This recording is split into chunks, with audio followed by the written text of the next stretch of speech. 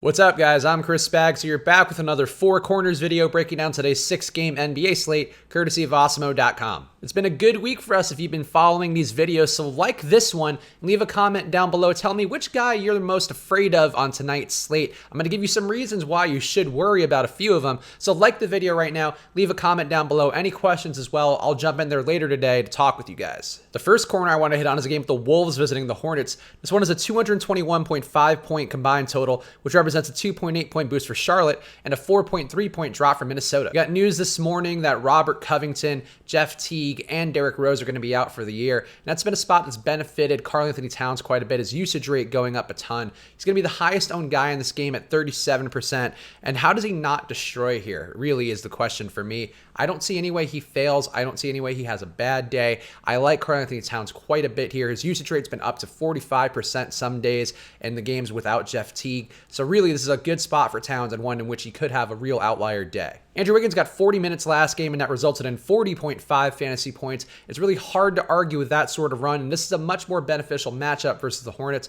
so I don't mind Andrew Wiggins here, even though it really does feel dirty playing Andrew Wiggins. Tyus Jones is going to be in play every night now that we know that Jeff Teague and Derrick Rose are out for the year. Tyus Jones actually had a decent day versus Golden State, putting up 26.5 fantasy points despite shooting just 3 for 14. The opportunity there is what speaks to me. This is an easier matchup, so if he gets that kind of opportunity again, you could see a decent day for Tyus Jones where nobody's going to be on him because of his price being up. Josh Okogie's been over 33 fantasy points in his last 2 games, but more importantly, he's been over 30 minutes in them. I think it's a good spot for Josh Okogie to keep that momentum going. The run is there. He's been a pretty productive guy in a bunch of categories, so I really don't mind Josh Okogie today. Nick Batum's 30% ownership is going to be the highest on the Hornets side, and it's a spot where I really don't want to match that. It's been 2 down games for Batum in a row under 22.5 fantasy points. Before that, he was really steady, but I think there is some risk with his minutes. I think overall, it's just not a spot where you want to go to Batum at that much ownership because he doesn't have that high of a ceiling to help you win a tournament. Kemba Walker is going to have slightly less ownership than Nick Batum, and I'd much rather go there for Kemba. Kemba had a down game last time versus Philly, getting into some foul trouble very early, so he basically sat out the entire first half. Second half looked good. Kemba's in a good spot here versus Minnesota. Their defense really rounding out into a poor form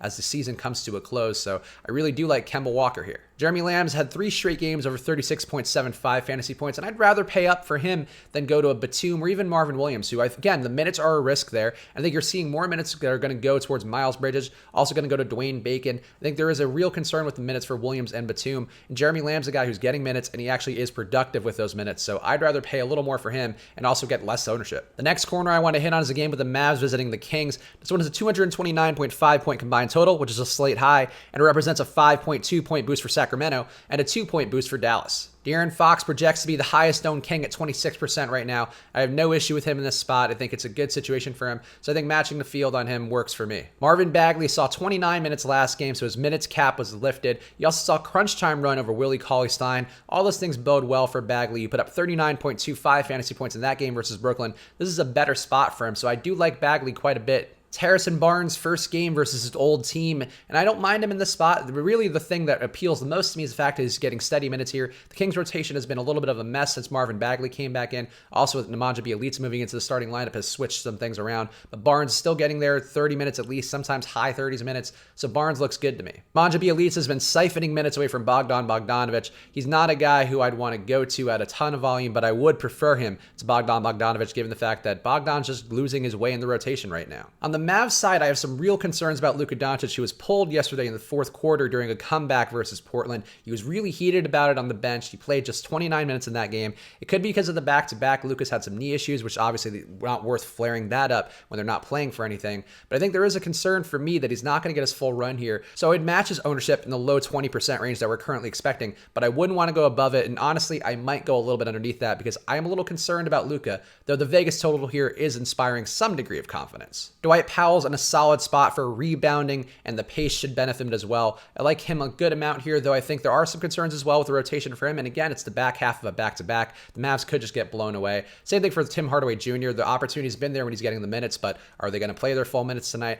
unclear. So I like those guys, but I would mitigate risk a bit there. In hindsight, it's a little weird that I didn't mention Buddy Hield in the slide, but I am going to mention Justin Jackson on the Mavericks. Justin Jackson put up 34 minutes yesterday. He got 29 fantasy points in that time, and the local announcers on the Mavs broadcast were saying that it seems like he's going to get run tomorrow in his big return to Sacramento. Justin Jackson, obviously a local hero in Sacramento, so it's going to be a big spot for him. But I think really he's going to get an opportunity to put up some minutes. He had a big scoring day versus Portland. I think he could have that again here, and he's at a very, very cheap price. He's at the minimum on DraftKings, so I don't mind some Justin Jackson exposure. The next corner I want to hit on is a game with the Nuggets visiting the Wizards. This one is a 229-point combined total, which represents a 6.5-point boost for Denver and a 3.9-point drop for Washington. Nikola Jokic and Jamal Murray are both projected for around 25% ownership. And while they're both in a good spot, I definitely would prefer Jokic. To me, Jamal Murray's just a cog in the machine, while Jokic is the machine for the Nuggets. He's in a great spot here. I like Jokic quite a bit, whereas Murray, you could see the usage flow around to some other spots. Jokic, you know what the role is, you know what the opportunity is. Really, the only concern here is a potential blowout versus the Wizards team who's on a back-to-back. Paul Millsap has been over 34.75 fantasy points in his last 3 games, and he's shown a 50 fantasy point ceiling during that stretch. This is a spot where he really should be able to hit that ceiling again. It's just a matter of the minutes, the opportunity with all these bodies in the rotation for the Nuggets. So there's some risk for Millsap, but he can show that upside. Will Barton's minutes have been there, and it seems like a spot that would benefit him well with the pace, some extra rebounding, all things that Barton can add up to have a nice fantasy day. So he's interesting to me at under 5% ownership. Gary Harris as well, his minutes have been steadier at 29 minutes, but over 22.5 fantasy points in his last couple games, so he can get there too, but Barton would be my preferred play out of those two guys. And Mason Plumlee currently looks like some high-owned value at over 20% expected ownership. That could drop a little if we have some value open up throughout the day, but a guy like Plumlee or Monty Morris, they're both good, both great per minute guys, but not guys I'm trying to get 20% of in my lineups. Bradley Beal had 44 minutes in the front half of a back-to-back versus Chicago. They're playing playoff mode right now, and it's a question of whether that can continue. Also a question of whether he can be effective after playing that many minutes yesterday. But Bradley Beal's going to at least get a shot at runs, so I don't mind Beal, but only in lineups where you think the Wizards are going to keep this one competitive. Troy Brown's 55% expected ownership would be the highest on the slate, and he's currently getting that because of Trevor Ariza being doubtful to play today after a groin issue yesterday.